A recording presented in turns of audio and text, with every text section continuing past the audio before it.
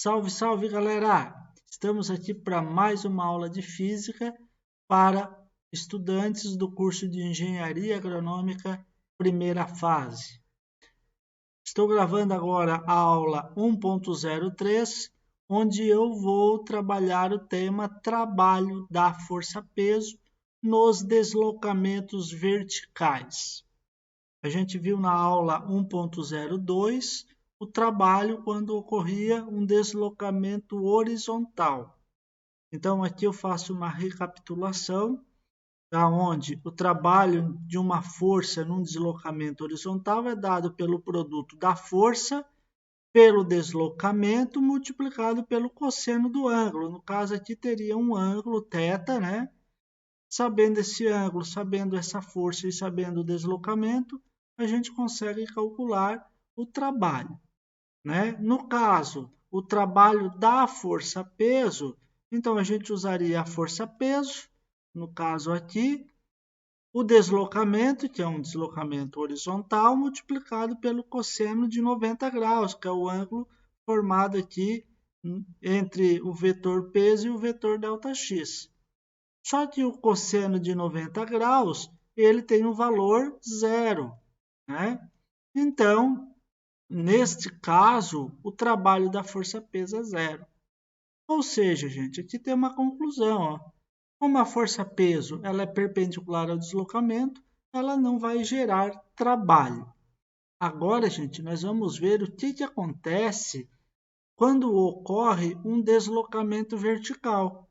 Aqui nós temos uma esfera numa rampa inclinada, a força-peso atuando para baixo, e a gente sabe que se soltarmos essa esfera, ela vai rolar plano abaixo. Então, pessoal, aqui nós temos essa figura da rampa inclinada, a força-peso atuando para baixo. Eu posso traçar aqui um eixo de referência. Aqui vamos traçar um eixo de referência, o eixo onde vai ocorrer o movimento. Esse aqui é o nosso eixo X. E perpendicularmente ao eixo X, nós vamos traçar o eixo Y.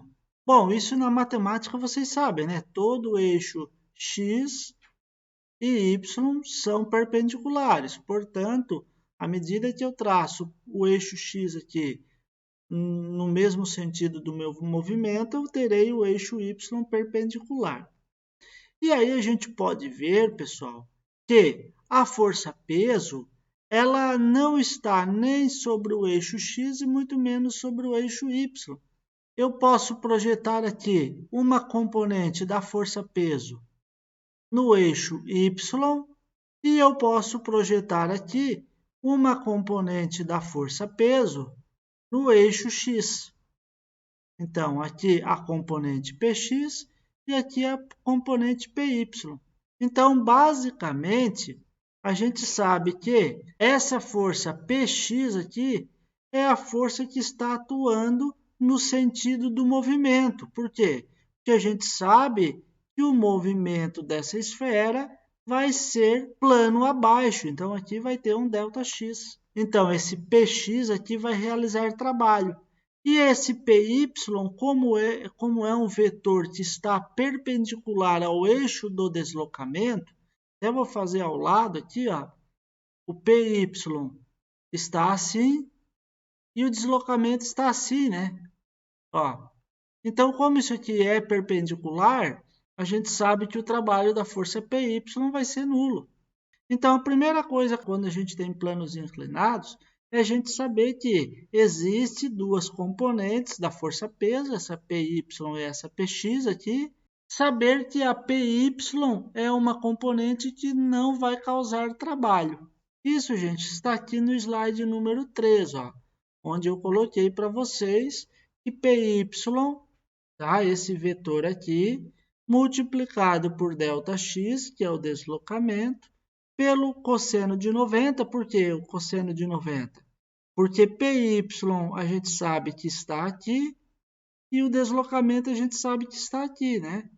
Então, este ângulo aqui é um ângulo de 90 graus. Aí, sendo 90 graus, cosseno de 90 dá zero, o trabalho de Py dá zero. a conclusão é que a força PY ela não está realizando trabalho.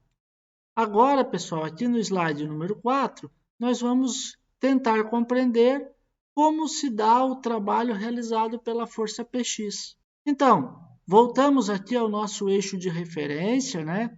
O nosso eixo X aqui, ó. Aqui a gente vai traçar o nosso eixo de referência Y, e a gente sabe que aqui existe a força, tá? A força PX que está atuando no mesmo sentido do deslocamento dessa esfera.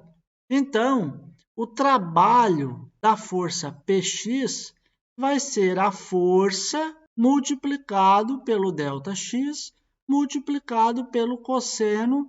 Este ângulo entre PX e ΔX, como esse PX e esse ΔX são vetores que estão na mesma direção e sentido, o ângulo entre eles é 0 graus, né?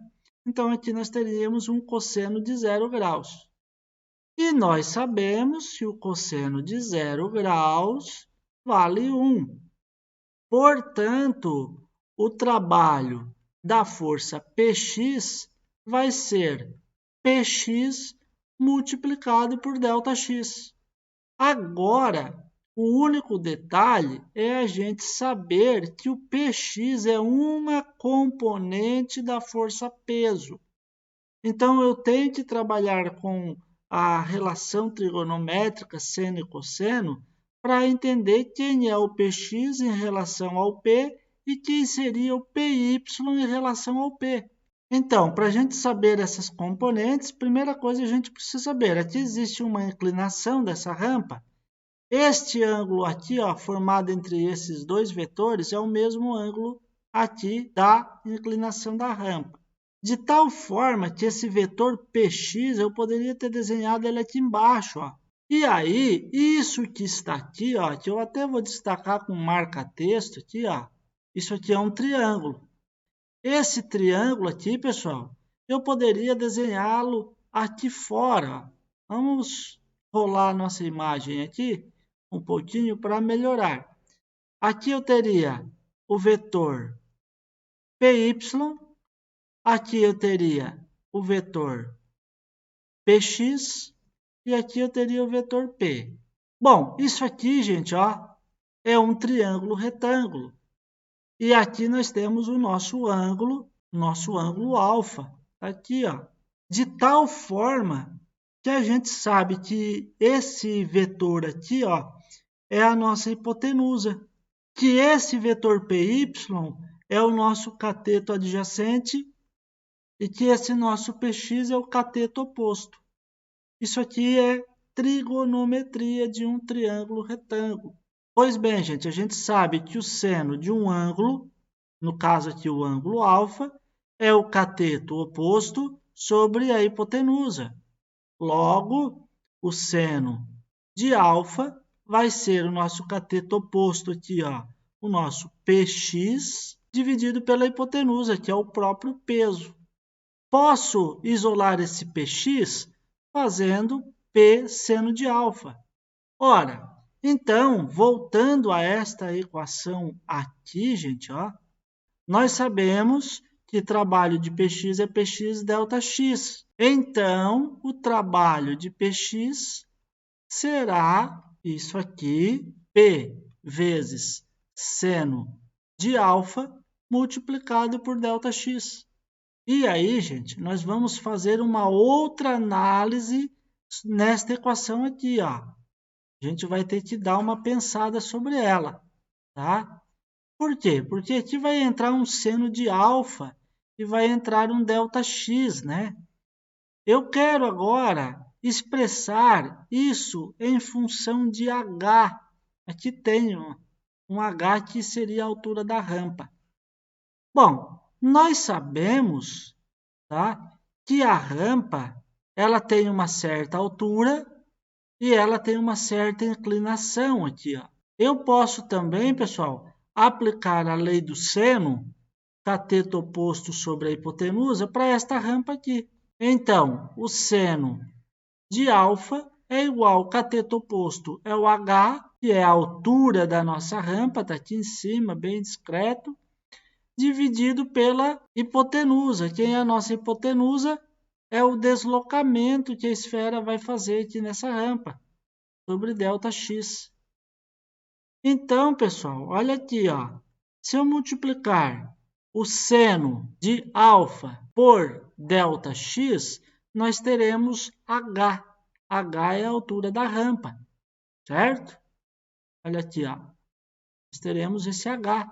Logo, se nós pegarmos esse seno de alfa vezes ΔX, que aparece aqui na equação em cima, e se nós trocarmos isso por H, a nossa equação do trabalho da força-peso vai ficar P vezes, no lugar disso eu vou escrever H. Gente, isso aqui ó, é a nossa síntese do trabalho da força-peso em deslocamentos verticais. Ou seja, se a gente olhar para essa figura aqui de cima, tá? A força-peso está fazendo a esfera descer. O trabalho que essa força-peso faz é o produto da força-peso multiplicado pelo H. O H é a altura da rampa. Então, gente, a nossa conclusão é que esse trabalho é calculado por esta equação aqui que está destacada no slide número 4 para vocês. Bom, pessoal, o que aconteceria se nós tivéssemos um movimento rampa acima? Bom, mas como isso, professora? Se a esfera for largada, ela não vai descer? Não, vamos imaginar que vocês peguem uma bolinha de gude e joguem numa rampa acima. Ela vai estar subindo, porém o peso está atuando nessa direção. Então, seria uma situação como essa. Como é que a gente faria nessa situação? Olha só, o trabalho da força, peso seria Px vezes ΔX, só que agora o Px aqui ó, e o ΔX, o ângulo é 180 graus. Antes a gente estava fazendo o deslocamento para baixo aqui, era o cosseno de zero. Então, como agora é 180, o cosseno é negativo. E aí seria menos Px vezes ΔX. Ora, isto é semelhante ao caso anterior, só que muda aqui esse sinal. Esse Px, novamente, a gente precisa calcular lá pela decomposição, aplicando seno, né? Aplicando seno para a rampa, e aí fazendo essas substituições aqui, nós teríamos o trabalho dado por menos P vezes H. Viram, gente? A diferença é em subir e descer a rampa. Quando a esfera desce, o trabalho é mais P vezes H. Quando a esfera está subindo, o trabalho da força-peso é menos P vezes H. Podemos dizer o seguinte ainda, né? Que quando o movimento é para baixo, a força-peso está auxiliando na realização do trabalho. Então, isso aqui seria um trabalho que nós chamamos de trabalho motor, né? Tá? Trabalho positivo. E nessa situação em que a esfera está se deslocando plano acima, a força-peso ela está dificultando. Então, aqui seria um trabalho resistente, né? Por isso, um trabalho negativo. E esse trabalho, né, para a gente calcular, ele basta ser feito mgh, que é onde mg é o peso da esfera, né? Lembrando sempre que peso é o produto de massa pela aceleração gravitacional para situações em que a gravidade é constante.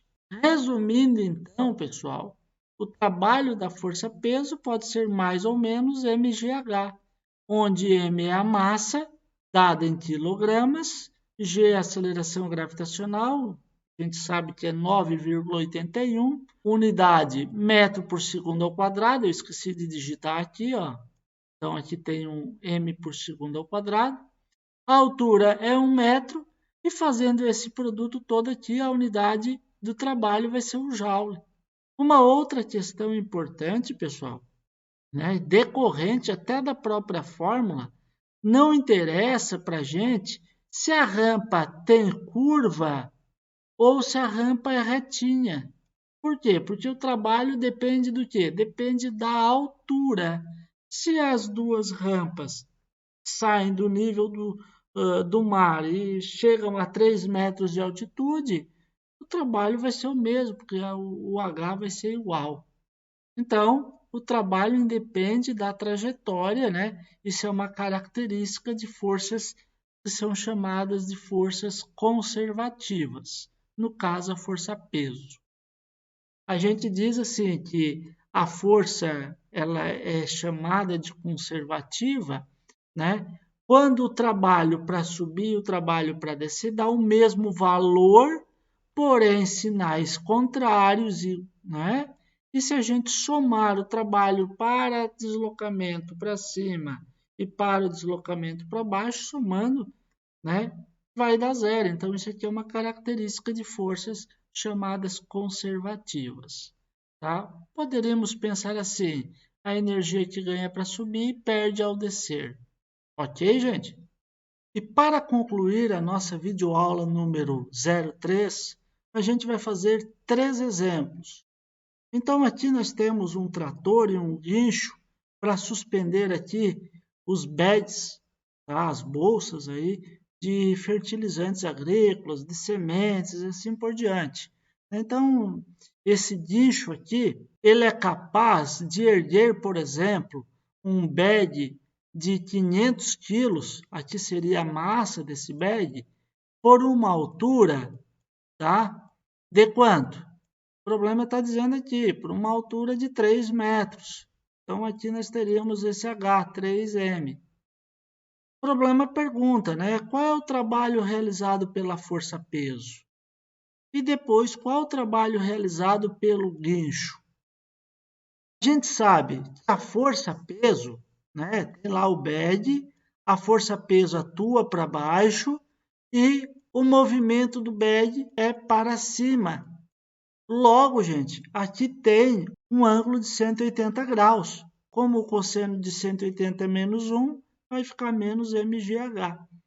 E aí, gente, substituindo a massa, a gravidade e a altura nesta equação, vamos ter 500 vezes 9,8 vezes 3.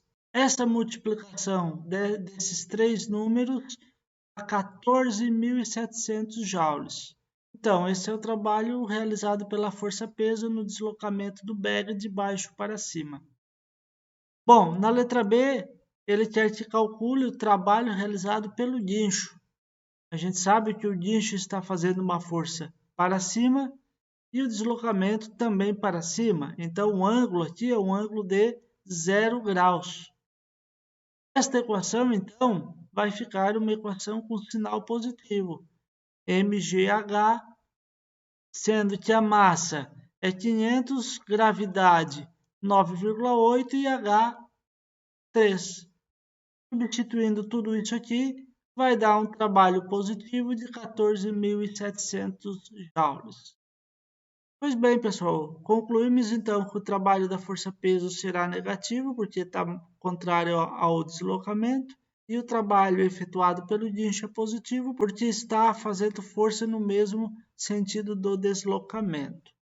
Finaliza então aqui os dois cálculos. O exemplo número 2, pessoal, mostra aqui, por exemplo, um trator acionando uma bomba d'água, né, para tirar a água aqui de um canal e levar aqui numa certa altitude para irrigar a plantação, né? Então, esta bomba ela é capaz de bombear 400 metros cúbicos de água por hora, a uma altura de 4 metros. Tá? Sabendo que a bomba foi utilizada durante meia hora, qual o trabalho realizado pela força-peso? Adote G 9,8 e sabe-se também que 1 metro cúbico de água tem uma massa de 1.000 quilos. Por quê? Porque a gente sabe que 1 litro de água é 1 quilo, então 1.000 litros de água, 1 metro cúbico, 1.000 litros de água, vai dar 1.000 quilogramas. Bom, a gente tem então aqui as informações que o problema deu 400 metros cúbicos por hora, isso é a vazão da bomba, a altura foi 4 horas e o tempo que ela foi utilizada, meia hora, né? E a relação de 1 metro cúbico equivalente a 1.000 quilogramas. Para calcularmos o trabalho da força-peso, gente, basta a gente fazer mgh e o sinal negativo, por quê? Porque o peso atua para baixo e a água está sendo deslocada para cima. Então, aqui tem um deslocamento de 180 graus. E aí nós temos um cosseno negativo aí, né? Por isso o sinal vai ficar negativo. Bom, quanto de água foi erguido, né, por essa altura de 4 metros? Eu preciso saber isso aqui, ó. Para a gente encontrar a massa, pessoal, basta a gente fazer então uma regra de 3 usando esse 400 metros cúbicos por hora aqui. Então, esses 400 metros cúbicos é o volume que vaza em 1 hora. A gente sabe que a bomba vai ser utilizada meia hora, né? Então, qual é o volume? Óbvio, né, gente? Fazendo esse produto aqui, né, cruzado, vocês vão encontrar um volume de 200 metros cúbicos. É óbvio, né? 400 metros cúbicos 1 hora, metade vai ser 200 metros cúbicos. Claro que isso vem de uma regra de 3. Bom, e a gente sabe que 1 metro cúbico é 1.000 quilogramas, então, basicamente, também é aplicar uma regra de 3. Ó, 1 metro cúbico, 1.000 quilogramas, 200 metros cúbicos dá uma massa de quanto, né? Então, multiplicando aqui cruzado, nós vamos encontrar a massa vezes 1 é a própria massa, 200 vezes 1.000. Então, vai ter uma massa de água de 200.000 quilogramas. O trabalho da força-peso, então, vai ser dado por mg vezes h. Eu tenho aqui a massa 2.000, eu tenho aqui o g 9,8 e a altura 4 metros. Substituindo isso aqui, nós vamos ter um trabalho da força-peso de menos 7.840.000 joules. O exemplo 3, pessoal, é um exemplo que não é bem aplicado ao cotidiano do trabalho de um engenheiro agrônomo, mas vamos entender aqui também esse exercício, né?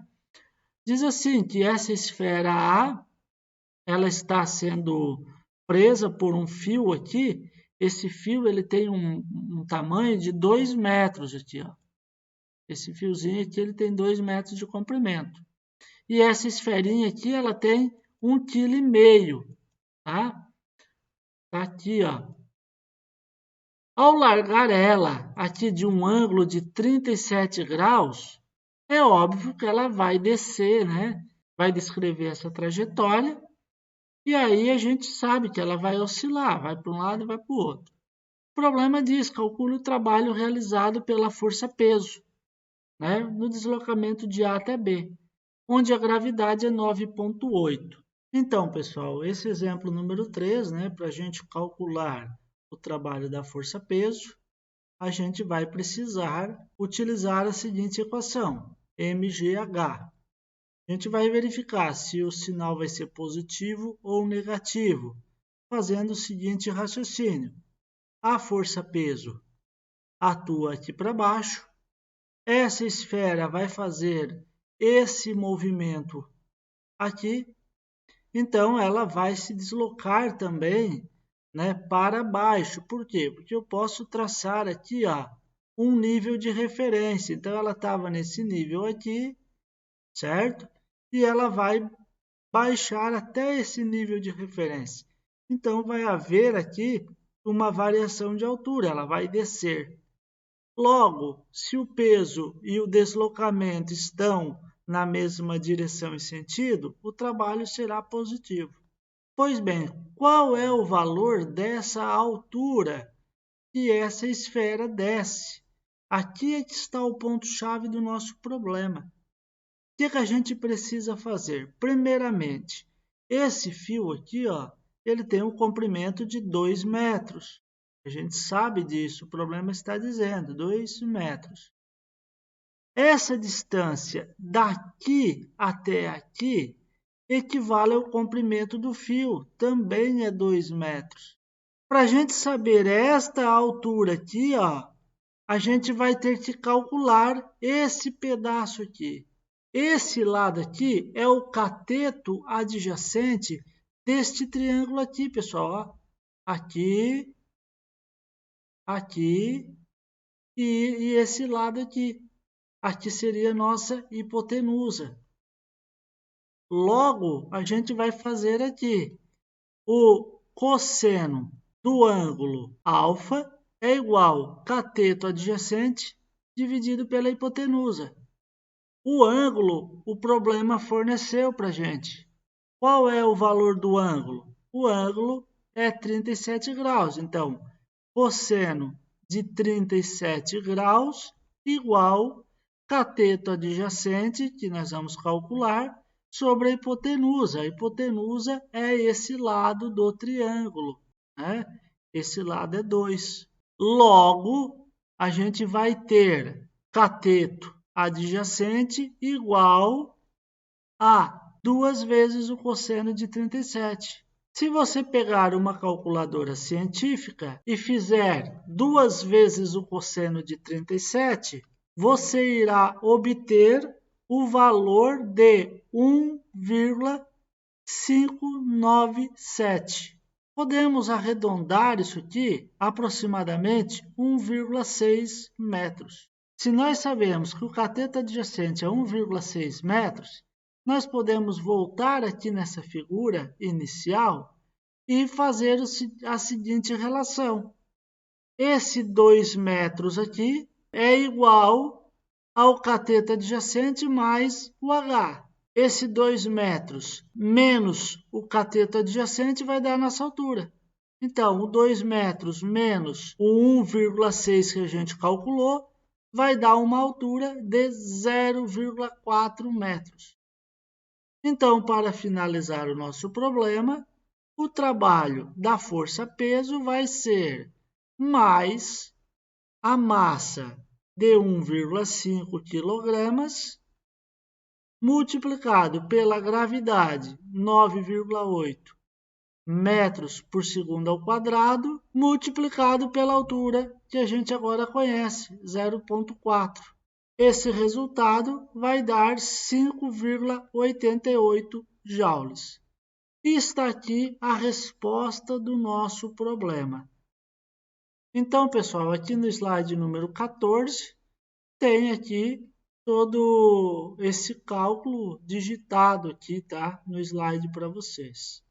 Enfim, pessoal, acabamos essa nossa videoaula número 3. Espero que vocês tenham compreendido o assunto trabalhado nesta videoaula. Deixo o meu grande abraço e nos vemos numa próxima videoaula. Tchau, tchau!